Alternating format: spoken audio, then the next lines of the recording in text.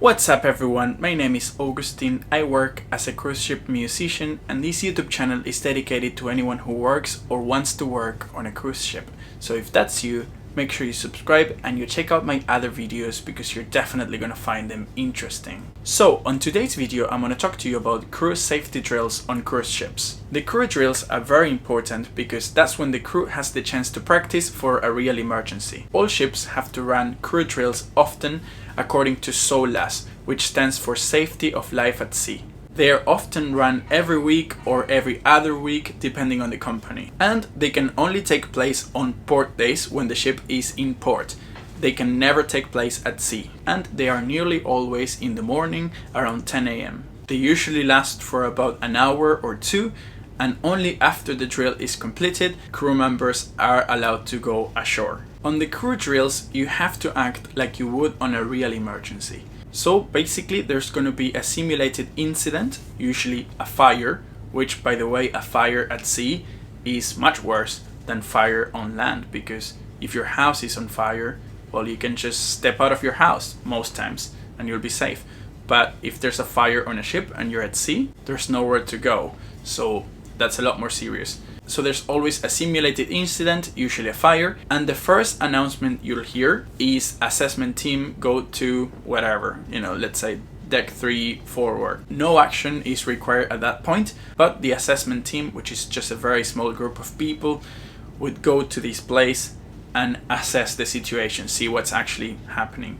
Now, if it's a really serious emergency, which of course on a drill they would pretend it is, the next announcement you'll hear is crew alert, which is followed by the crew alert signal, which is one long blast on the ship PA system. That means that all the crew members have to go to their muster station or emergency stations. But first you need to go back to your cabin, if you're anywhere else, and get your life jacket, warm clothing, so no shorts, and you have to have a jumper or a jacket with you, and your medication if you need any. In some companies they also ask you to bring some water with you. So you would go to your cabin and get all these, and then go to your emergency station or muster station, where you would scan your card so that they know that everyone's there. Now, if the simulated incident is very close to your cabin, then you can't go to your cabin. You would go straight to your emergency station and they would give you a life jacket. Now, I'm going to show you my life jacket here. So, they're always orange because that's easier to spot if they're looking for you. They're not inflatable like the ones you would find on planes, and they are equipped with a whistle so you can attract attention, and a light as well, also to attract attention. And these little things here, when the sun hits them, it gets really bright, also to attract attention, of course.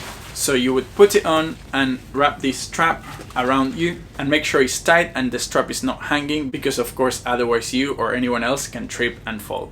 On some companies you have to actually wear the life jacket for the drill. On some other companies you just have to take it with you. So as I said, then you would go to your emergency station, scan your card, and then you have to stand there, or in some companies you can actually have a sit if there's a sit, but on most companies I think you would have to stand. You can't put your hands in your pocket, you can be on your phone. You have to pay attention. And you basically stay there for like about an hour or two, and somebody might come and ask you some questions about the safety of the ship, like how many lifeboats do we have? How many people to a lifeboat? What would you find in a lifeboat? Because you have to know all the equipment that you would be able to find in a lifeboat, like water, food, how much water, how much food, and all the things that you would use to attract attention that you might find in a lifeboat, like for example smoke signals and fire signals, things like that. So they can ask you any of these questions. Who's the safety officer? What's the emergency number? All these things you have to know. Once the drill is finished, sometimes you would have to go to the theater and watch a film about the safety of the ship. Not all the time, but sometimes that happens. And after that, the captain would announce that the drill is over and crew members can go ashore. Passengers are instructed to stay clear from the areas where the crew are exercising, and there's also very limited passenger service during the drill.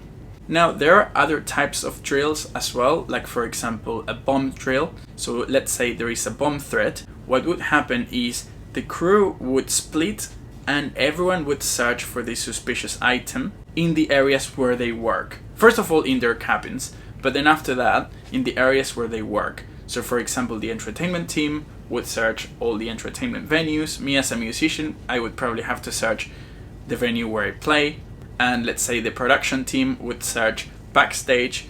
Why? Because they know what's supposed to be there and what's not supposed to be there. So they would be able to spot a suspicious item. If I went to search for a bomb in the engine room, for example, well, I wouldn't be of much help because I wouldn't know what things are supposed to be there and what things aren't. So that's why everyone searches the areas where they work. So yeah, that's a bomb drill. And there's also like a helicopter drill. So not every crew member is involved on this one, but many. Whenever there's a helicopter coming because somebody needs to get airlifted to get to a hospital, then all the passengers and crew are instructed to stay inside, so you can't go in the open decks, and there are people on every door stopping people to go out. But those drills are not run very often.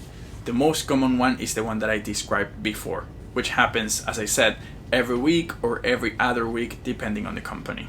Luckily, on this company, I am actually a guest musician, even though I'm doing a 5-month contract, but my rank on the ship is guest musician. So when it comes to the safety of the ship, I'm something called supernumerary, which means that I don't have any specific duties in case of emergency. I still have to do drills, but only once a month instead of twice a month. And I don't have any other safety duties like embarkation duty, IPMs, or tender duty. Actually, I've made a video about safety duties, so if you want to check it out, I'm going to leave it in the description.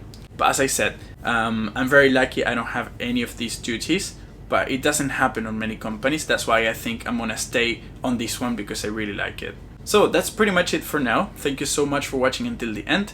If you like this video, please give it a thumbs up. You can also follow me on Instagram or Facebook. There is a PayPal link for donations. Of course, every donation will be absolutely appreciated. And the most important thing is, if you like this video, please make sure you subscribe to my YouTube channel because all my videos are about working on cruise ships. So if you want to work on a cruise ship, you're definitely going to find them interesting. Thank you so much for watching. See you next time. Bye.